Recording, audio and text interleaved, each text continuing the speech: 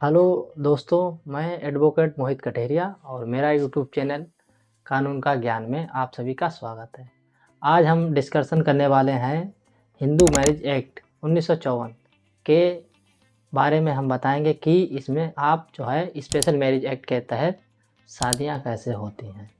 शादियों में 2-3 चीज़ें हम आपको बता रहे हैं, ये ज़्यादा ज़रूरी हैं कि आप क्या क्या डॉक्यूमेंट लेके जाएंगे कोर्ट मैरिज में।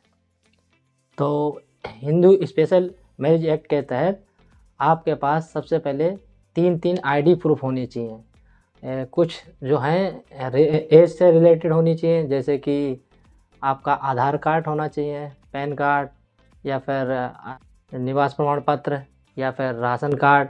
इन तमाम आईडियों में से 3 आईडियाँ होना आपके पास अनिवार्य है। एज से रिलेटेड क्या है, आधार को मान्य एज में नहीं रखा गया, वो सिर्फ पता के तहत है, पता बताया जाता है, उसे एड्रेस सिर्फ बताया जाता है।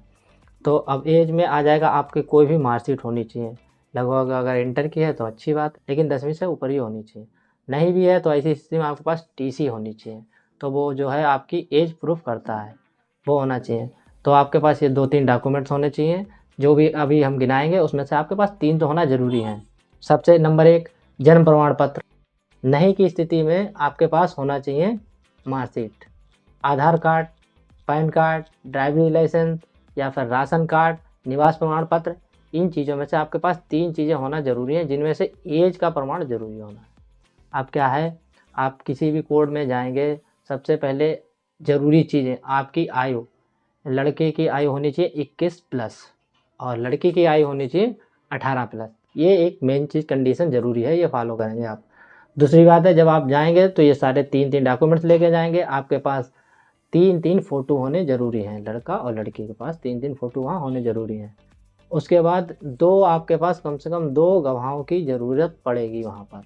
तो आपको वहाँ पर जाकर रजिस्ट्रेशन कैसे करना है, सबसे पहले आप जिस भी धर्म से रिलेटेड हैं, जैसे हिंदू समाज में तो आप हिंदू धर्म से किसी मंदिर में सबसे पहले जयमाला और पंडित के हिसाब से करवाएंगे। क्रिश्चियन हैं तो आप पादरी से करवाएंगे, और मुस्लिम में हैं तो आप अपना निकाह करवाएंगे।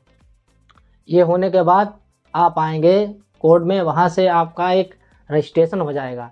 इन दोनों स्थितियों में वहाँ का जहाँ पर भी आप हैं वहाँ से शादी की और कोर्ट का, दोनों आपको सर्टिफिकेट मिल जाएंगे, तो आपकी शादी हो गई। अब सर्टिफिकेट कब मिलता है, सर्टिफिकेट आपको तुरंत मिलेगा, लेकिन आपके यहाँ तुरंत उसके बाद एक नोटिस जारी होता है। 30 दिन के अंदर अगर कोई आपत्ति कर देता है तो आपका वो सर्टिफिकेट जो है गैर कानूनी घोषित कर दिया जाएगा। अगर आपका कोई रिलेटेड है, लड़का या लड़की के परिवार के कोई भी व्यक्ति अगर उसमें हस्तक्षेप करते हैं तो उस नोटिस के जाने से पहले, यानी कि 30 दिन से पहले, वो शादी इनवैलिड मान ली जाएगी।